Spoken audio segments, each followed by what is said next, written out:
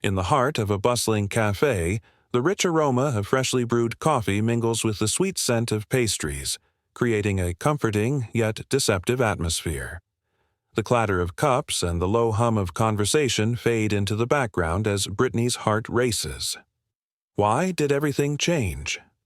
Was it just a smile, a simple act of returning a forgotten phone? The warmth of his gaze felt like a promise, but beneath it lay a chilling truth. As she sips her latte, the world around her blurs, and the weight of her choices begins to settle in. Can she reclaim her life before it slips away? I wasn't looking for a husband, wasn't waiting for a proposal. I had a steady job, a cozy home, and a pretty decent sense of where my life was headed.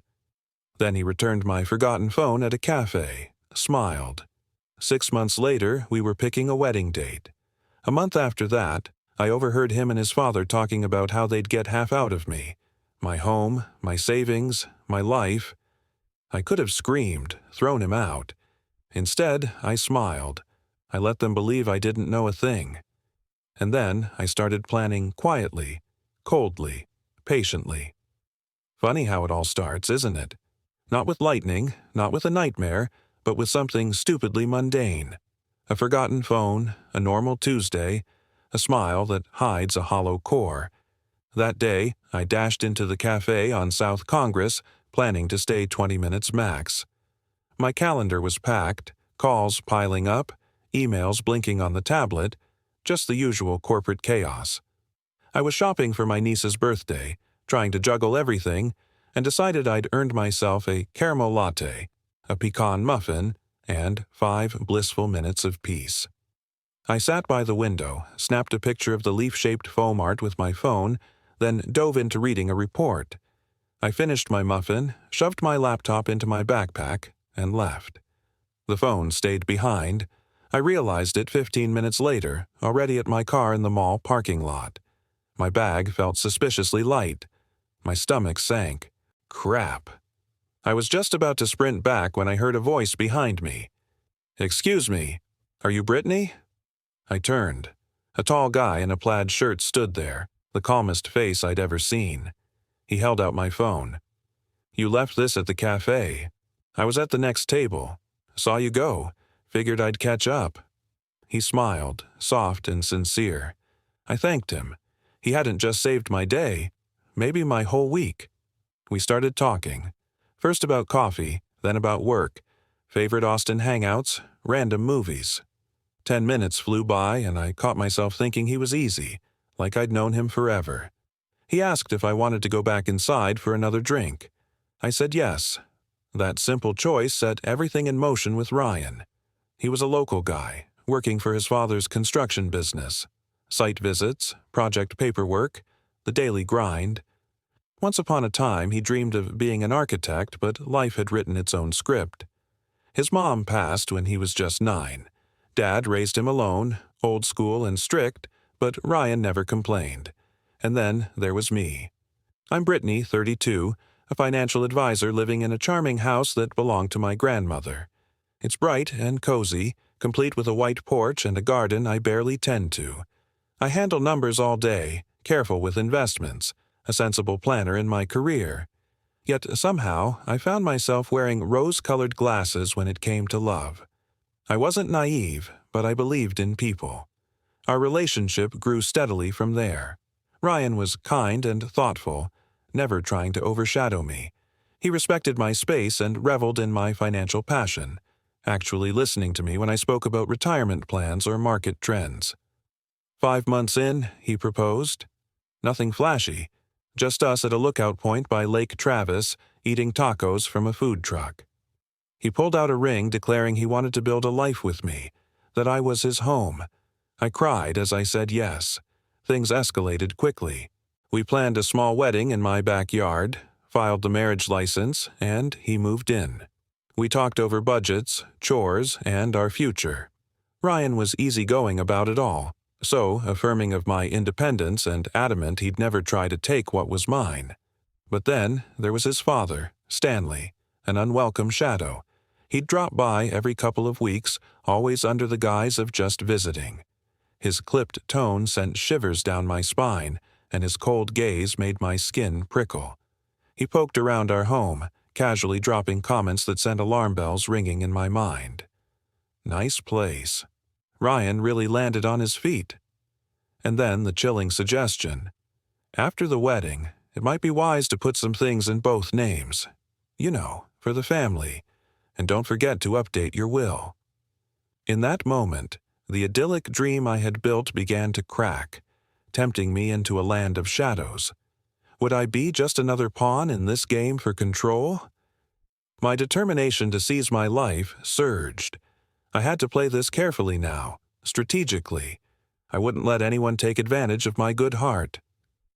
As I walked away from those conversations, the rain began to fall, the scent of wet earth mingling with the remnants of my fear. Could I maneuver through this maze and still protect my dreams? I had to find a way to secure my independence and finally take charge of my own narrative. I had no idea what I was walking into that night. Things had been fine, right? Maybe a little off here and there, but nothing serious. Ryan, sweet as ever, always the guy who respected my space and let me have my independence. I mean, we were building something good, weren't we? Then that night I came home early. Client canceled. Surprise Ryan with a quiet night in. I pull up, park, and step inside, only to freeze. The doors cracked, voices drifting from the porch. She just needs to add your name to the deed, Stanley was saying. Then we're good to go. Sell the place, split the profits. What? Hell. You think she'll go for it? Ryan laughed. She already has sweet things halfway in love. No clue. My stomach dropped. The weight of betrayal hit me, hard. They'd planned it. All of it. Use me. Take my stuff. Smile. Pretend. Then gut me like I was nothing. I stood frozen, body cold as stone. Heart racing, my mind spinning. But I didn't act. I took a breath, leaned against the wall, and waited. Ryan came out like nothing happened. "Hey, babe," he said, flashing that smile. "We were just talking." "Yeah, cool. I'm gonna head upstairs." "Long day," I muttered, trying to hold it together. Stanley shot me that look, the smirk. Did he know? Maybe. But I didn't care. That night, I didn't sleep. The kitchen light flickered, that annoying little blue dot on the water filter blinking. And I made a decision. No yelling, no tears. Just silence and patience. I'd play their game. Let them think I was clueless. But I'd be smarter, colder, 10 steps ahead. The week before the wedding, I played the perfect bride. Dress fittings, cake tastings, seating charts, color-coded down to dietary restrictions. Not a soul could guess what was really going on. Not when I'd already overheard Ryan and his father's conversation. How they thought I was so far gone, I'd sign anything. How after the divorce, the house and business would be his. I'd stood behind that half-open door, holding a gift for Stanley. A tie, still wrapped up, but I slipped it back into the closet. What was the point anymore? I could feel the weight of my decision, pressing in with every passing day. They thought they had me cornered, but I'd make sure they'd regret ever underestimating me. The rain started to fall that night. The fresh scent of wet earth hit my senses, and I could hear the soft rustle of the leaves outside. I was no longer just a bride-to-be. I was a woman fighting for control of her life, and I wasn't going down without a fight. The wedding is almost here, and the air feels thick with tension. The guests laugh, toast, and cheer, but for Brittany, each cheerful moment only makes her heart race faster. She's not sure what's coming, but something feels wrong. Suddenly, through the crowd, she spots someone, a face that could shatter everything. Her stomach drops. Could everything she's carefully planned be unraveling? She fought so hard to get here, to be in control of her own life, but now, as she stands just moments away from saying, "I do," the weight of doubt crushes her. Has she miscalculated? What if she's not as smart as she thought? What if the plans she made to protect herself aren't enough? As the night wears on, Brittany's every move feels like it's under a microscope. The wedding might be a dream for everyone else, but for her, it's a high-stakes game of survival. She can hear the rustle of the leaves outside, smell the rain in the air, and she knows this could all fall apart in an instant. But is it too late to turn things around? When Brittany overhears Ryan and his father's conversation, the truth hits like a ton of bricks. This wasn't just about love. This was a game. They'd planned it all. Use her, take everything, and leave her in the dust. But she won't let that happen. No, she's not going down without a fight. With a cold, calculating mind, Brittany puts her plan into motion. No drama, no scenes, just facts, legal shields, and spreadsheets. She buys the house, the car, everything in her name, legally untouchable. As the wedding approaches, she plays the role of the perfect bride, but underneath it all she's already 3 steps ahead. She'll let Ryan think he's in control, but in reality, he's already lost. When the honeymoon arrives, Brittany plays her part perfectly. Maui, the ocean view, the sunset dinners. Ryan pays for everything, thinking he's living the dream, but he has no idea what's coming next. Brittany has him right where she wants him. But the big question remains. Can she outplay them all, or will her perfect plan fall apart before it's too late? The scent of fresh coffee mingled with the crisp autumn air as I sat in the corner booth of our favorite cafe. Sunlight filtered through the window, casting warm patterns on the table. I could still hear Ryan's laughter, carefree and oblivious as he recounted our plans to friends. But beneath that laughter lay a tension, a whisper of doubt that gnawed at me. I remembered the way my heart raced when I first signed the prenup, the ink still wet, a promise of independence hidden in the fine print. It was a moment of clarity amidst the chaos, a reminder that I was more than just a pawn in his game. Really, he was just financing his own delusion. Back in Austin, he started pushing. Let's add your name to the house deed. Let's open a joint account. Let's make things ours. I smiled and forwarded every message straight to my lawyer. The prenup? Oh, the prenup. He signed it the night before the wedding, rushing through it to make it to dinner with my parents. It's just a formality, I'd said. My dad insisted it clearly spelled out. Any property acquired before marriage remains separate.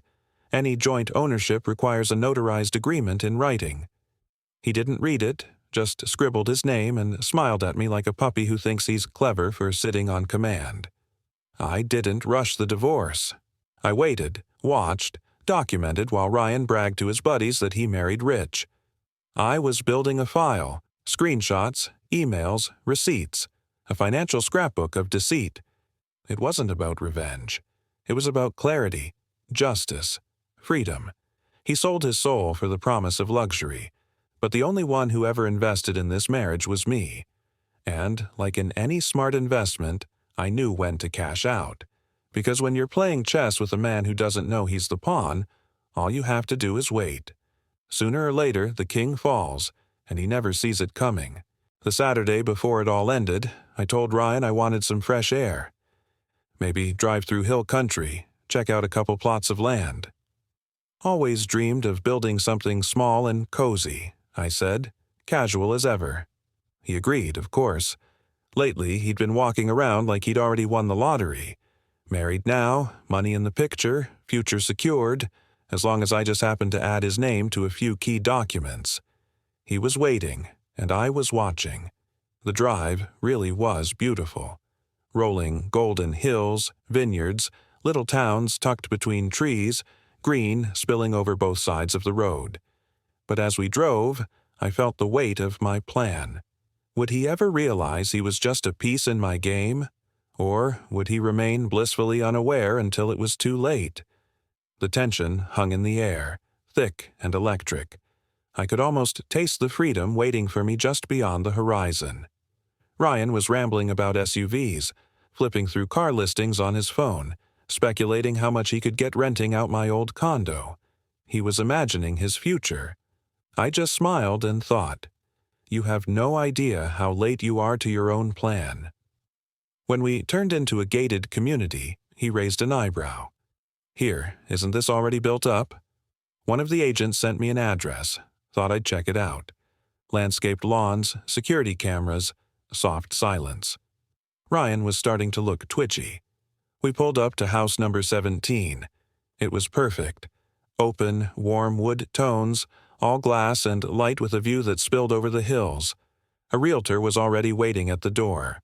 "Brittany, so good to see you again." Ryan squinted. "We've been here before." I smiled. "I have a few weeks ago." He followed me inside, wordless. Opened doors, checked out the appliances, the pool, the smart home features, looking for signs that this place somehow involved him. Eventually he asked, "So, this is already bought?" "Yes, 3 weeks ago in my name. A little gift to myself before the wedding. Your parents know." "Of course. My dad helped me pick the smart system. He treats it like a new toy set." Ryan sat down on the couch. Quiet. I could almost hear the math racing behind his eyes. Costs, percentages, possibilities collapsing. I sat beside him. "I want to live here, but if you don't like it, we'll talk." He nodded, but we both knew. There was nothing left to discuss. Later, our parents showed up. Mine brought pie. His father brought attitude. Stanley walked the backyard like a surveyor claiming land. Muttered something about the grill setup. Not bad. Could throw a barbecue here. I watched him calm. He was still playing his part, still stuck in the script I'd already rewritten.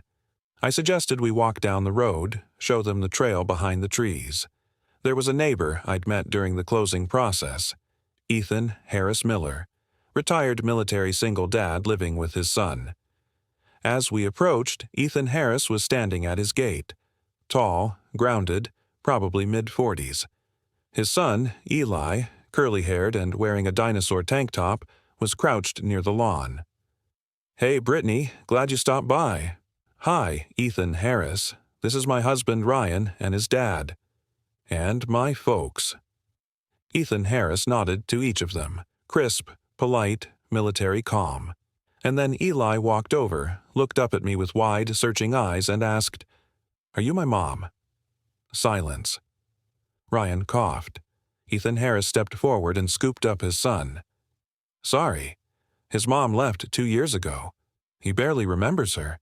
Sometimes he just knows when someone's kind." Ethan Harris's smile was apologetic. Mine felt like it was holding back a flood. This little boy looked at me like I could fix the world, and something cracked wide open inside me. I didn't want a performance anymore. I wanted real, a home where kids aren't scared to ask questions. A man who doesn't rap, lies in affection. A life where I didn't need a lawyer to feel safe. That night, after everyone left, Ryan tried again. "We're a family now. Should we think about putting the house in both our names or a joint account at least?" I looked at him for a long time. "Ryan, everything's already in place. Everything's legal. You know that." "Yeah, but when you spent the last of your savings on Hawaii, did you stop to ask what would be mine?" Silence. I picked up my wine and stepped onto the terrace. Stars blinked over the hills, and in that moment, I knew I was done with their script. Done pretending. This was my story now, and I was going to write a better ending. One with a child who feels safe, a man who means what he says, a life where trust doesn't need terms and conditions. Even if it's still just a whisper of something new, I knew exactly where my future was. And if Ryan ever realizes what he lost, he can count himself lucky that I simply walked away because I could have burned it all to the ground. I didn't want to pretend anymore. The whole scene felt like a carefully curated Instagram feed. Smiles plastered on faces, family photos lining the walls, and weekend outings that looked perfect from the outside. But inside, I was suffocating. I had poured my heart into this house, a place I bought with my own hard-earned money. It had a pool, a smart home system, and a coffee machine that could outshine any cafe. Yet, I felt trapped. Not because someone forced me into this cage, but because I had walked in willingly, slamming the door behind me when I thought I was ready.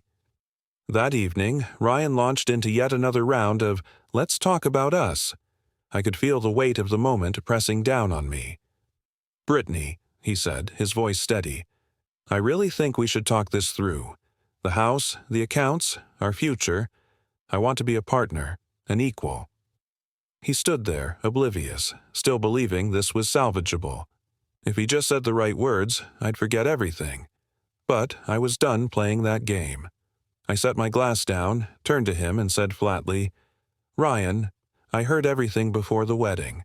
The entire conversation with your father about how I was head over heels and would sign anything. You know, how your daddy's got money and how the house and business would rightfully be yours after the divorce." I could see the color drain from his face. "Remember that night? I was standing behind the door, holding a gift for your dad." He stammered, "You misunderstood. It was just talk. We didn't mean it. We didn't think you'd hear." But I did. And you know what? I didn't even get mad. I finally saw you both for who you really were. I decided to play by your rules, but with a twist you thought I didn't know. Before he could respond, I continued. "The house is mine, bought before the wedding. The car is also mine. We have no joint assets, no children. On Monday, I'm filing for divorce. It'll be fast. One hearing, one judge. Texas is efficient when people are prepared." He dropped into a chair, looking like someone had just kicked the wind out of him. Angry, confused, pathetic. I watched him process the loss of a marriage he had only ever valued as an investment. "I really did fall for you, Brittany," he finally said, his voice barely a whisper. But I was already stepping into my own light, ready to reclaim my story. I didn't want to pretend anymore. This was my moment, my chance to write a better ending. One where I could breathe freely, where trust didn't come with strings attached. And if Ryan ever realized what he lost, he could count himself lucky that I simply walked away, because I could have burned it all to the ground. As Brittany stood in the dim light of the kitchen, the soft jazz wrapping around her like a warm blanket, a sudden chill swept through her. The realization hit her like a cold wave. Ryan's suitcase wasn't just a sign of his departure, it was a symbol of the life she had been too afraid to leave behind. The kettle whistled, but the sound felt distant, overshadowed by the weight of her own choices. She had been playing the role of the dutiful wife, but now, with the door closed behind him, she could finally see the truth. She had been the one holding herself captive all along. Later, after the wedding, she never imagined it would come to this. Too late, Ryan, she thought. Even if she believed him, it wouldn't change anything. He sat there for what felt like an eternity, then silently walked to the guest bedroom. No arguing, no begging, just a door closing. In the kitchen, she put the kettle on, pulled out a chamomile tea bag, and let the smart speaker fill the air with soft jazz. Outside, the sky darkened, but she didn't feel happy or relieved. She felt clean, honest, like something fake had finally been peeled off her. The next morning, she woke early to the scent of coffee drifting in from the kitchen. Ryan had made it, maybe a last-ditch effort at being the caring husband. She lingered in her room, looking out the window, savoring the moment. When she finally came down, he was zipping up his suitcase. "I'm going to my dad's. Don't want to be in the way. That's the right move." His words hung in the air, heavy with unspoken truths. "You really knew all along from the beginning?" she asked. He nodded, and just like that, there were no more words, no goodbyes, no scenes. She closed the door behind him and leaned her forehead against the cool wood, breathing deeply. An hour later, her dad called, checking in. "Come," she said, her voice steady. "Everything's going according to plan." "You did good, sweetheart. We're proud of you."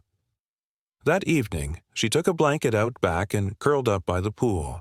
The sky was clear, the stars vivid. Somewhere past the fence, a neighbor's dog barked once, then went quiet. "Brittany." She turned to see Ethan Harris standing at the fence holding a mug. His son was beside him in pajamas, hugging his favorite dinosaur plush. "Mind if we stop by for 5 minutes?" A genuine smile broke across her face. No mask, no filter, no calculation. "Come on in." Inside her, something finally settled. She was home to herself. The next morning, she woke up early for the first time in weeks. No anxiety, no mental checklists, no tightness in her chest, just morning light spilling across the bed and a strange, gentle quiet filling the house. Quiet without Ryan. The scent of fresh coffee mingled with the crisp spring air, pulling Brittany back to a moment that changed everything. Sunlight streamed through the open windows, illuminating dust motes that danced like memories in the air. She could hear the laughter of children playing outside, a distant echo of her own childhood. It reminded her of innocence, of a time when life felt uncomplicated. The warmth of the sun on her skin contrasted sharply with the chill of uncertainty that had gripped her heart for so long. In that moment, she realized freedom wasn't just about the absence of someone else, it was about the presence of herself. He had left the day before, mumbling something vague about going to his dad's. A suitcase, his keys, a forced half-smile, and the door clicking shut behind him. That was it. No dramatic goodbyes, no fights, just an exit. With it came every ounce of tension she hadn't realized she was still holding. The silence he left behind wasn't heavy. It breathed. Brittany spent most of the day indoors, not hiding, just being. She brewed strong coffee, threw open the windows, and let the spring breeze drift through the house. She reorganized the pantry, not because she had to, but because she wanted to. There was space now, in her cabinets, in her chest, in her life. In the afternoon, she stepped outside to check the stubborn lemon tree near the back fence. That's when she heard it. Laughter, high-pitched and genuine, utterly contagious. Eli, the neighbor's son, was chasing a soccer ball across the lawn, arms flailing like tiny windmills. Ethan Harris, his dad, was crouched nearby, fiddling with something on the sprinkler head. "Morning, Brittany," he called, rising to his feet. "Morning. Looks like someone's having fun," she replied, a smile breaking across her face. Eli decided he was a golden retriever today, barking for a solid 20 minutes. "Hope it didn't wake you," Ethan Harris laughed, shaking his head. "Just a little, but it was very convincing." Eli spotted her and made a beeline for the fence, his little face lighting up with hope. "Are you coming over to play, please?" She paused. No plans, no expectations, but something about his excitement made it feel like the most natural thing in the world. "If your dad's okay with it," she said. Ethan Harris nodded. "We'd love that. We've got fresh lemonade, homemade with rosemary, if that's not too weird. It's perfect." So she joined them. Lemonade on the back deck, a lazy stroll around the block. Ethan Harris shared stories about his move to Philadelphia after retiring from the military. He wanted something still, something rooted.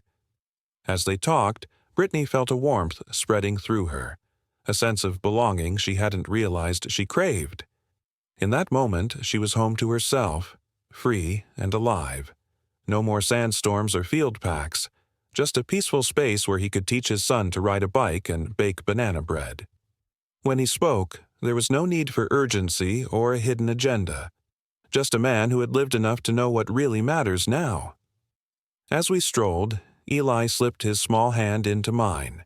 He fired off questions about dinosaurs, pillow forts, and the ultimate debate: mint chocolate chip ice cream or cookies and cream. But then, with all the seriousness a 6-year-old could muster, he looked up at me. "Are you going to be part of our family now?" Time seemed to freeze. Ethan Harris hesitated, words hanging in the air, but I knelt down to meet Eli's curious gaze. "That's a really sweet question. I'm glad you asked." Ethan Harris shot me an apologetic look, but I just smiled back. "It's okay. I'm honored." Later, in a burst of inspiration, I found myself baking an apple pie. Why? It just felt right. With the warm pie in hand, I walked next door. Ethan Harris blinked when he saw it, like I'd handed him a treasure. "Looks like we're starting a serious dessert exchange tradition," he joked.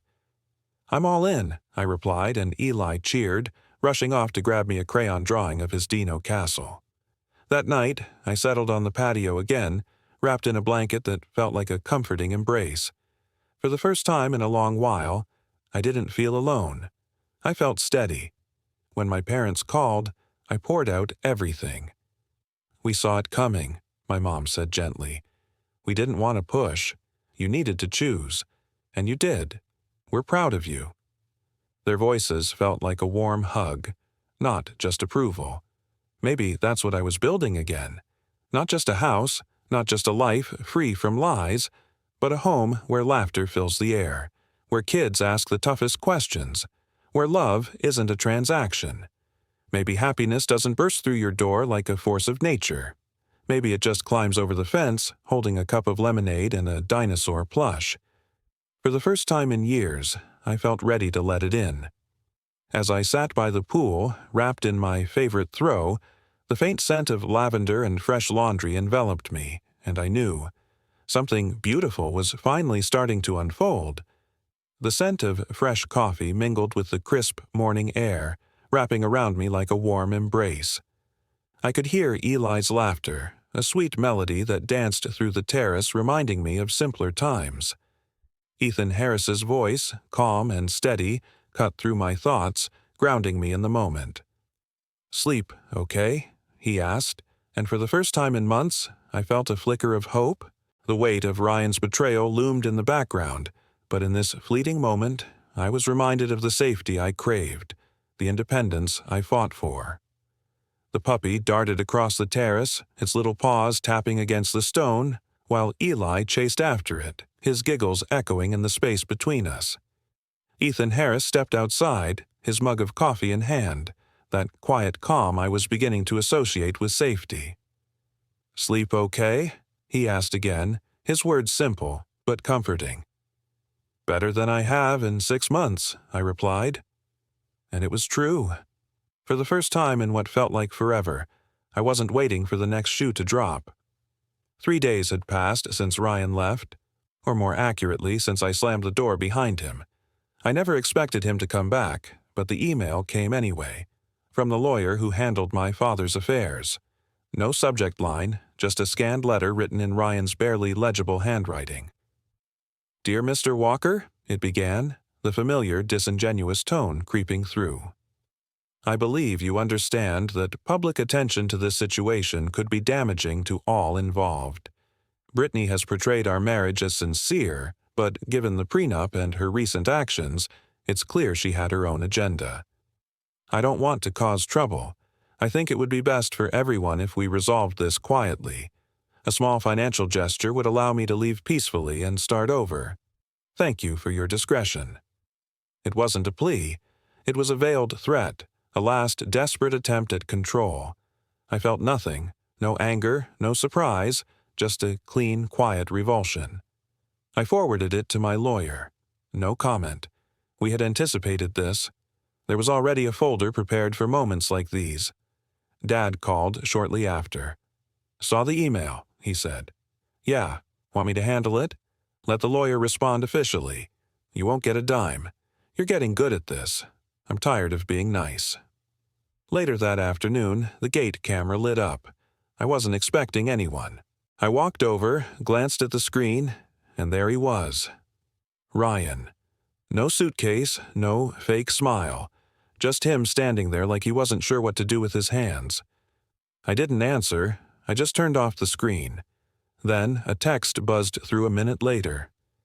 "Heard you're by the river. I just want to talk."